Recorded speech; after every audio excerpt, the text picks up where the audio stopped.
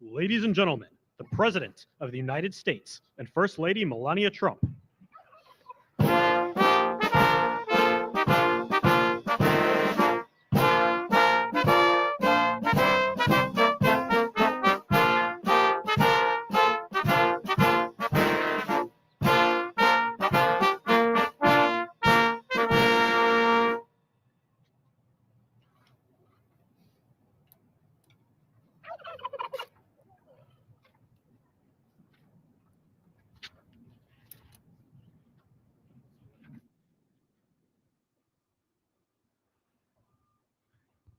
Thank you very much, and I hope you like our new beautiful patio with matching stone to the White House. If this were grass today, you'd be sinking into the mud like they've done for many years, and you would be very unhappy. Please, thank you very much. This was a big day. It's a pardon day for a very important beast. On behalf of the First Lady and the entire Trump family, I want to wish all Americans a very, very happy Thanksgiving. It's a great time of the year, and our country is doing really well economically like we've never done before. Today, we continue a time-honored American tradition. Well, that's a well-trained turkey. See how happy he is? In a few moments, I will grant a full, absolute, and unconditional presidential pardon to two handsome Thanksgiving turkeys. And this is their lucky day. This is a lucky day for them. But before going any further, I want to make an important announcement because you remember last year, after a thorough and very rigorous investigation by Pam Bondi and all of the people at Department of Justice, the FBI, the CIA, the White House Counsel's Office, and the Department of Everything. We have a Department of Everything. You know what that is? I think that's called the White House. Into a terrible situation caused by a man named Sleepy Joe Biden. He used an auto pen last year for the turkey's pardon. So I have the official duty to determine, and I have determined that last year's turkey pardons are totally invalid, as are the pardons of about every other person that was pardoned other than, where's Hunter? No, Hunter's was good. That was the one pardon, Pam, that was good, right? The rest of them are all invalid. I don't know what the hell you're going to do about that, but that's, now we're going to take a little of the joking. That is a mess. But they're hereby null and void. The turkeys known as Peach and Blossom last year have been located, and they were on their way to be processed. In other words, to be killed. But I have stopped that journey, and I am officially pardoning them, and they will not be served for Thanksgiving dinner. We saved them in the nick of time. This one has plenty of time, but they were saved in the nick of time. We're thrilled to be joined today by Vice President J.D. Vance, Second Lady Usha Vance, their daughter Mirabelle, and along with Attorney General Pam Bondi, Secretaries Marco Rubio, Scott Bessent, Pete Hegseth, Brooke Rollins, Howard Lutnick, Linda McMahon, Scott Turner, Administrator Lee Zeldin, who's done a great job. A nuclear power plant gets approved in less than a week. Okay? I'm only kidding, but pretty close to that. And we have more. Where's Lee? Stand up, Lee. One of my great superstars. Thank you. Used to take 20 years before you got rejected when you put in an application. Now we're doing them in a matter of weeks, right? And that's why we have the biggest plants anywhere in the world. We're leading in AI. We're leading in everything. Our auto plants are pouring back into our country. Wait till you see the jobs coming with them. But many of them are under construction, but Lee's done a great job in getting those approvals. I appreciate it very much. FBI Director Kash Patel has been very busy and doing a great job. Also, thank you, Kash. Along with members of, see, you got a following, Kash. Along with members of Congress, and in particular, I want to mention Jason Smith and David Rozier. Where are those two guys? Come on, stand up, fellas. What good people. Jason knows more about the tax code than any living human being. He knows so much, we don't even want to hear about it, right? Too complicated. We're going to make it a simpler code. But we did in the great big beautiful bill. It was just passed.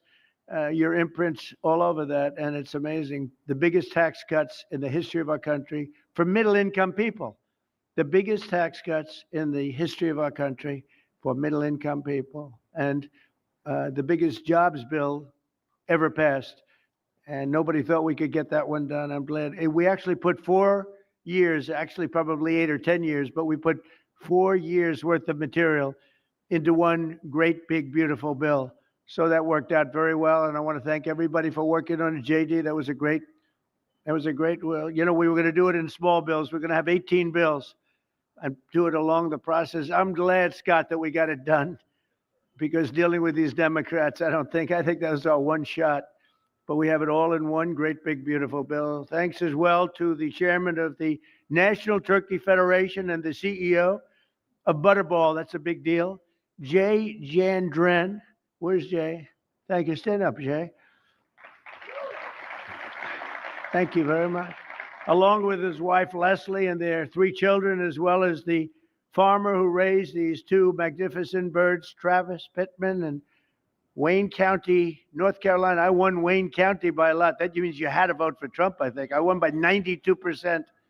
I like Wayne County. They're doing all right, right? And this is like a record-setting turkey that's going to be saved. The turkeys being pardoned today go by the names of Gobble and Waddle. When I first saw their pictures, I thought we should send them, well, I shouldn't say this. I was going to call them Chuck and Nancy. But then I realized I wouldn't be pardoning them. I would never pardon those 2 people. I wouldn't pardon them. I wouldn't care what Melania told me. Darling, I think it would be a nice thing to do. I won't do it, darling. These are 2 of the largest turkeys ever presented to an American president, over 50 pounds each. It's the largest we've ever had. And those are big turkeys. Are they as good as the normal sized turkey? Better or as good? Do they tend to be a little fatty, maybe? No, he said no. He knows the turkey business. Anyway, despite their size, Secretary Kennedy has formally certified that these are the first ever Maha turkeys. I don't know if I agree with that. These are Maha. In other words, they could be fat, but they're still Maha. They've been fattened on a steady diet of grass, beef, to allow the smoothies and all of the other things that they've been eating for this occasion. This was a really big occasion, but they've eaten every fattening food that you can eat. We wanted to really make them special, and they really are. They're like record-setting. I've never seen a turkey that big before. Are they violent at all? Will they attack as I walk over? Because if they were, I'll stay right up here. But as you know, we're a tough on crime administration. We are tough on crime. You know, our border had 0 people coming in for the last 7 months, right? 0. I mean, even I find that hard to believe to be. They had millions and millions of people pour into our border from prisons, from mental institutions, gang members, drug dealers. They poured in to our country like we were stupid people. We're not stupid people anymore. But nobody's ever seen anything. The job that they've done on the Tom Homan, Kristi Noem, the whole group, the job they've done on the border is almost like a miracle. We have, and the people that make these statistics that said 0, they've said 0 for the last 7 months. It has to be like a few people got in, but they say 0. And they're radical left Democrats to do the scoring. So I can't imagine they did that for us. The truth is, we have no people coming into our country illegally. It's an amazing statistic, and I'm very proud of it. And we have the most people working in the United States today, by far, than we ever had in the history of our country. So those are all good numbers. But instead of pardons, some of my more enthusiastic staffers were already drafting the paperwork to ship Gobble and Waddle straight to the terrorist confinement center in El Salvador. And even those birds don't want to be there. You know what I mean? It was a tough. I'd like to thank the president of that country. They do a rather efficient job. It's got to be the largest prison in history. I've never seen anything like it. And a lot of people are behaving on our streets now. You know, Washington, D.C. is considered a safe zone. This was one of our most unsafe places anywhere in the United States. It is now considered a totally safe city. I won't tell you about murders. We're having murders, like a lot of murders, on a weekly basis. We haven't had a murder in 6 months. And it doesn't sound good even to say that. We haven't had a murder in 6 months. But when you were averaging one and even sometimes two a week, and you haven't had one in 6 months, you can walk with your family down the middle of any street, go to a restaurant, you won't get in. They're opening new restaurants all over, and it's really been a beautiful thing to see. So Washington, D.C. is now a totally safe city. And a year ago, it was a criminal mess. We removed, Pam, 1,700 people, career criminals, and people that came to this city from Venezuela and many other places. They were let out of prisons and they came here. They were Tren de Aragua, a lot of Tren de Aragua, that's from Venezuela. And we got them all the hell out of our country, or they're in prisons now. And you can walk down any street in Washington and you're going to be just fine. And I want to thank the National Guard. I want to thank Pete Hegseth. The job you've done here is incredible. And I hear you having the same kind of success in Memphis, Tennessee, where you had an even worse situation. And Memphis crime is down 64% in 3 weeks. And by the time you have 4 or 5 weeks, you're going to have it down almost where there won't be crime. And we could do that in Chicago, by the way, if they would let us. If the mayor was a low IQ person, but he should understand this. This is a very serious thing. You saw all the crime that took place last night, the night before. The woman with the burning, they burned the woman. To be talking about that now, they burned this beautiful woman riding in a train. A man was arrested 72 times. 72 times, think of that. And they'll let him out again. The liberal judges will let him out again. But we're ready to go. You know, we've been moving toward Chicago. We have a governor that thinks it's wonderful that only like 7 people were killed this week. But we are moving toward doing it, and we're going to, if crime gets, it's horrible what's happening in Chicago. We could make Chicago a safe city in a period of 4 weeks. In a period of 8 weeks, 9 weeks, 10 weeks, it would be totally safe. And the people of Chicago want us to go there. And if you look at the crime that's taken place in Chicago in the last 2 weeks, just take a look. It's on the front page of every newspaper. It's out of control. The mayor is incompetent, and the governor is a big fat slob. He ought to invite us in, say, please make Chicago safe. We're going to lose a great city if we don't do it quickly. Make Chicago. We'll do the same thing as we did in D.C., the same thing as we did everywhere we've gone. It's become almost instantly safe. And I want to do it in Chicago. So Governor Pritzker, if you're listening, let's get your act together. Invite us in.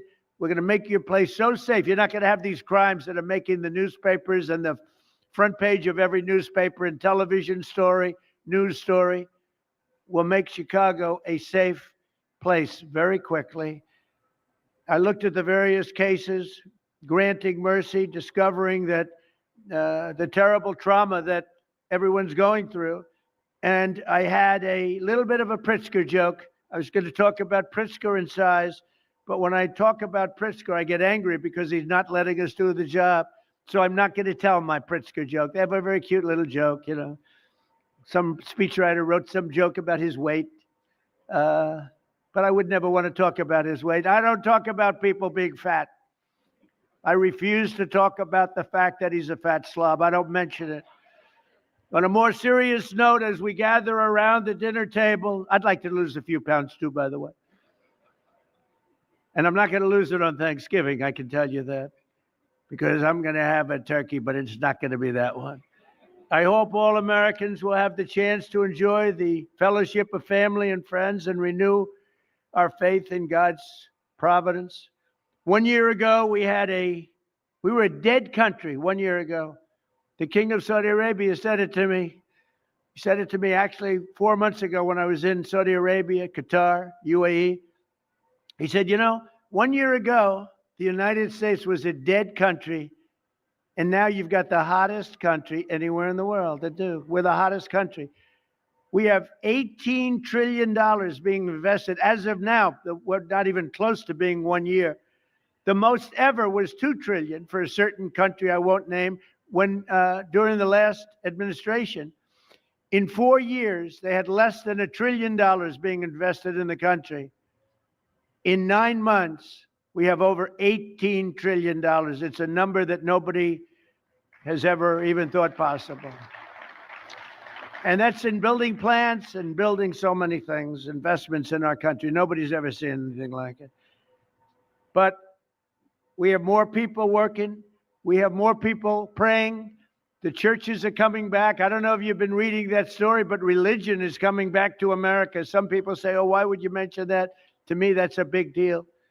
And this Thanksgiving, we're also making incredible strides to make America affordable again. Walmart announced that the cost of their standard Thanksgiving meal is 25% lower than just 1 year ago. That's a big deal. According to the USDA, the price of Thanksgiving turkey is down 33% from its Biden era highs.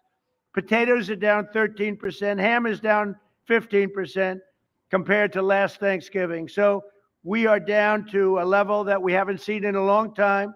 Egg prices are down 86% since March, and gasoline will soon be hovering around $2 a gallon.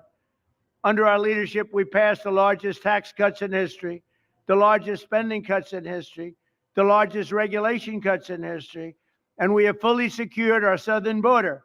I've also ended 8 wars in 9 months, and we're working on that final war. It's not easy, but I don't know. I think we're going to get there. 25,000 soldiers, Ukraine, Russia. In the last month, 25,000 soldiers have died. So I think we're getting very close to a deal. We'll find out. I thought that one would have been gone quicker. We did 8. I thought that would have been an easier one, but I think we're making progress. In less than 1 year, we've accomplished more than most other administrations have accomplished in 8 years.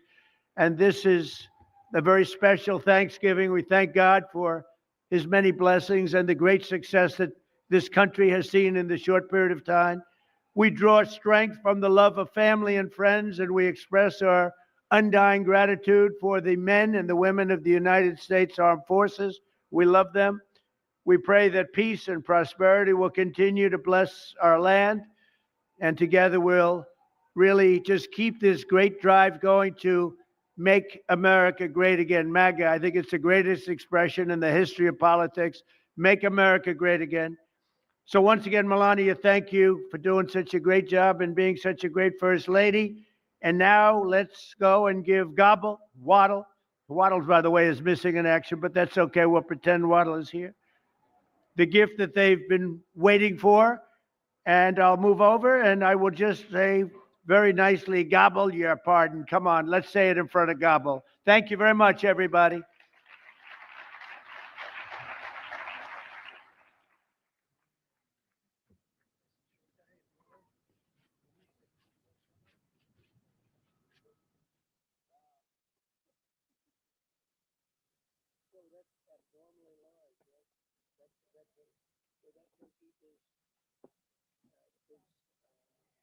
Much larger than here.